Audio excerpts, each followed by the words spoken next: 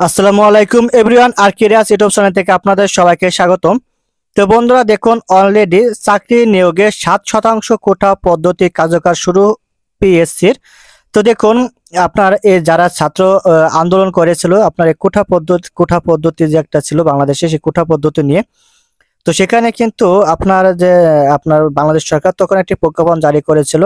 সেই প্রজ্ঞাপনে বলা হয়েছিল যে 93% মেধা 7% কোঠা, সেটা কিন্তু আপনার অলরেডি চালু হয়ে গেছে। তো দেখুন, আপনারা এই ভিডিওটি ধৈর্য সহকারে দেখলে বিস্তারিত বুঝতে পারবেন। দেখুন কি বলছে, যে চাকরি নিয়োগে 7% কোটা পদ্ধতি কার্যকর শুরু পিএসসির অলরেডি শুরু হয়ে গেছে। তো বিস্তারিত এখন আলোচনা করবো, বিস্তারিত আমরা দেখবো এখানে আসলে কি লিখছে বা কি লেখা আছে। তো বন্ধুরা, তার আগে আপনি যদি আমার এই চ্যানেলে নতুন হয়ে থাকেন, চ্যানেলটা অবশ্যই সাবস্ক্রাইব করে রাখবেন, যাতে পরবর্তী ভিডিও আপনি খুব সহজে পেতে পারেন। মূলত আমার এই চ্যানেলে সরকারি চাকরি রিলেটেড সমস্ত ইনফরমেশন দেওয়া হয়ে থাকে।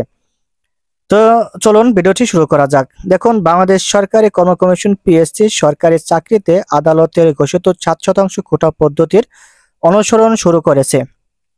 তো এখানে সোমবার 19 আগস্ট জুনিয়র ইন্সপেক্টর টেক বা পদে নিয়োগ সংক্রান্ত এক প্রজ্ঞাপন এ তথ্য নিশ্চিত করা হয়েছে।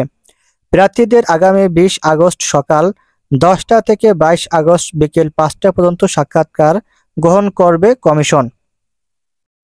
পরে দেখুন কি বলছে, প্রজ্ঞাপনে জানানো হয়েছে শিক্ষা মন্ত্রণালয়ের কারিগরি ও মাদ্রাসা শিক্ষা বিভাগের অধীন বিভিন্ন পলিটেকনিক ইনস্টিটিউট ও টেকনিক্যাল স্কুল অ্যান্ড কলেজ সমূহের জুনিয়র ইন্সপেক্টর টেক 10ম গ্রেড পদে মৌখিক পরীক্ষায় অংশগ্রহণকারী মুক্তিযোদ্ধা, শহীদ মুক্তিযোদ্ধা ও মুক্তিযোদ্ধার বীরাঙ্গনা বা সন্তান, ক্ষুদ্র নৃগোষ্ঠী এবং শারীরিক প্রতিবন্ধী ও তৃতীয় লিঙ্গের নির্ধারিত কোটার প্রার্থীদের মধ্যে যে সকল প্রার্থী মৌখিক পরীক্ষার সময় কোটার সনদ দাখিল করেননি, জনপ্রশাসন মন্ত্রণালয়ে জারিকৃত প্রজ্ঞাপন অনুযায়ী তাদেরকে নির্ধারিত কোটার সপক্ষে নিম্নোক্ত সত্যায়িত সনদ বা প্রত্যয়নপত্র দাখিল করতে হবে।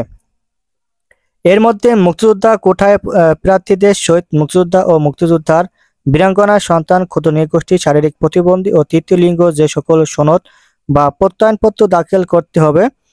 মুক্তিযোদ্ধা কোটায় সংশ্লিষ্ট জেলা প্রশাসন প্রদত্ত সনদ বিবেচিত হবে। এছাড়া শারীরিক প্রতিবন্ধী প্রার্থীদের ক্ষেত্রে সমাজসেবা অধিদপ্তর কর্তৃক প্রদত্ত সনদ বা পরিচয়পত্র এবং তৃতীয় লিঙ্গের প্রার্থীদের ক্ষেত্রে সিভিল সার্জন কর্তৃক প্রদত্ত সনদ বা পরিচয়পত্র বিবেচনা করবে পিএসসি। দেখুন এখানে আর কি বলছে, এর আগে দেশে সরকারি চাকরি নিয়োগে কোটা নিয়ে হাইকোর্টের রায় বাতিল করে আপিল বিভাগ। এর ফলে সরকারি চাকরি নিয়োগ কোটা নিয়ে 2018 সালে অবস্থা ফিরে আসে। এতে করে সরকারি চাকরিতে 93% মেধার ভিত্তিতে এবং কোটার নিয়োগ 7% নিয়োগের সিদ্ধান্ত বহাল থাকলো। এর মধ্যে মেধার ভিত্তিতে 93%, মুক্তিযোদ্ধা কোটায় 5%, নৃগোষ্ঠী কোটায় 1%, প্রতিবন্ধী ও তৃতীয় লিঙ্গ কোটায় 1% নিয়োগ পাবেন। তবে আপিল বিভাগ এর রায় নির্বাহী বিভাগ মানতে বাধ্য নয়। তারা চাইলে কোটার এ হার কম বেশি করতে পারে। এর আগে বিগত জুলাইয়ের শুরু হওয়া কোটা সংস্কার আন্দোলনের প্রেক্ষিতে আওয়ামী ফ্যাসিস্ট সরকারের পতন হয়। তো বন্ধুরা, আজকে ভিডিও এই পর্যন্তই। বুঝতে পারছেন যে কোটা আন্দোলন কিন্তু শুরু হয়ে গেছে। তো সবাই ভালো থাকবেন, সুস্থ থাকবেন। আসসালামু আলাইকুম।